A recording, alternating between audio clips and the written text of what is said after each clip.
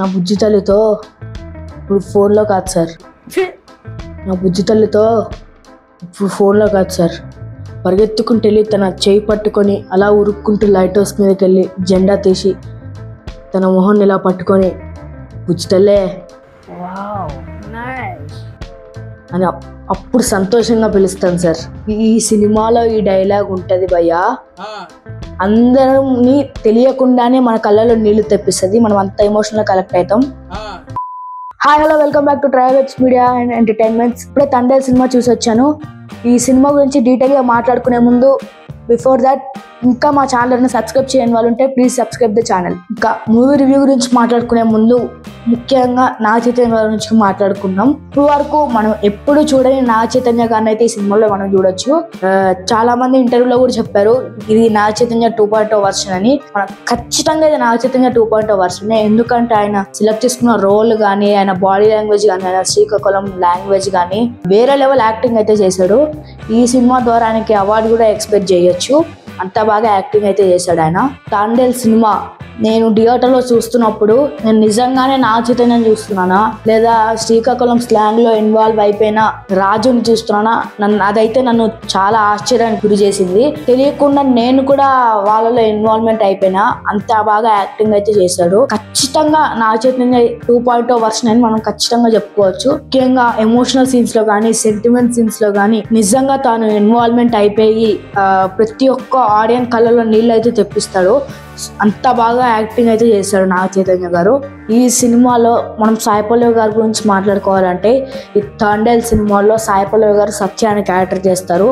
ఒక అమ్మాయి పాకిస్తాన్ జైల్లో బంధించబడిన తన రాజుని ఎలా విడిపించుకుంది, ఎంతకు తెగించింది, ఎలా పోరాడింది, ఎవరితో పోరాడింది అనే పాత్రలో ఆమె అయితే చాలా ఇన్వాల్వ్మెంట్ అయిపోయి చాలా బాగా యాక్టింగ్ అయితే చేసింది. ఈ సినిమాలో ఆమె యాక్టింగ్ అయితే వేరే లెవెల్, నెక్స్ట్ లెవెల్ యాక్టింగ్ అయితే చేసింది. ఎంత బాగా చేసిందంటే ఇంకా చూడాలి, తన యాక్టింగ్ ఇంకా చూడాలి అనిపించేలాగా చేసింది యాక్టింగ్ అయితే. రాజు కోసం సత్య పోరాడే సిచ్యువేషన్స్ అయితే ఈ సినిమా మొత్తానికి హైలైట్. ఇంకా మనం ఈ సినిమాలో సాయి పల్లవి గారి డాన్స్ గురించి మాట్లాడుకోవాలంటే, తన ఫ్లెక్సిబిలిటీ కానీ, తన ఎక్స్ప్రెషన్స్ కానీ, తన స్వింగ్ కానీ, తన గ్రేస్ కానీ చాలా బాగా క్యారీ చేసింది ఈ సినిమాలో. ఎస్పెషల్లీ ఓం నమో శివాయ అనే ఒక సాంగ్ ఉంటుంది.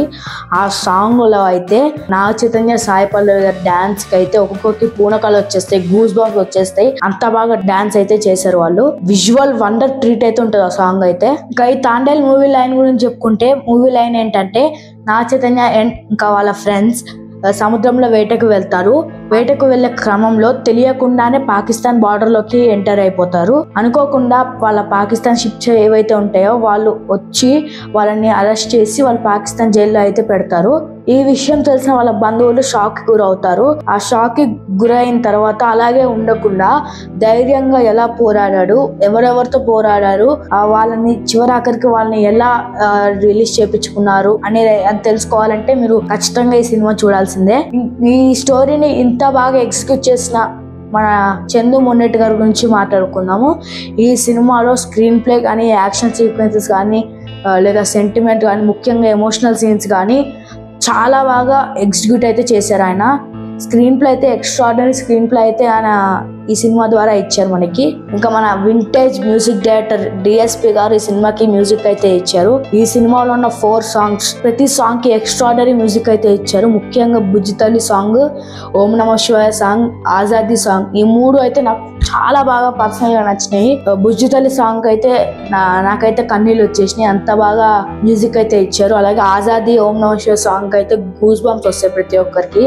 ఈ సినిమాకి ఓవరాల్ గా బీజిఎమ్స్ కానీ, సాంగ్స్ కానీ మన రాక్ స్టార్ డిఎస్పి గారు వేరే లెవెల్ మ్యూజిక్ అయితే ఇచ్చారు. ఇంకా ఓవరాల్ మూవీ చూసుకుంటే ప్రతి ఒక్క యూత్ కానీ, ఫ్యామిలీ ఆడియన్స్ కానీ ఖచ్చితంగా థియేటర్కి వెళ్ళి సినిమా చూడండి. ఈ మాటని ఎందుకు అంటున్నా అంటే, ఈ సినిమా చాలా బాగుంది, చాలా బాగా కనెక్టివిటీ ఉంది సినిమాలో.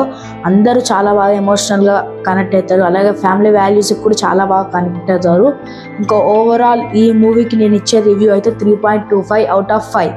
ఈ మూవీ రివ్యూ నేను మీ అందరికీ నచ్చిద్దని అనుకుంటున్నా. మరిన్ని రివ్యూస్ కోసం మా ఛానల్ సబ్స్క్రైబ్ చేసుకోండి. Stay tune to Triwebs media. This is Chetan signing of.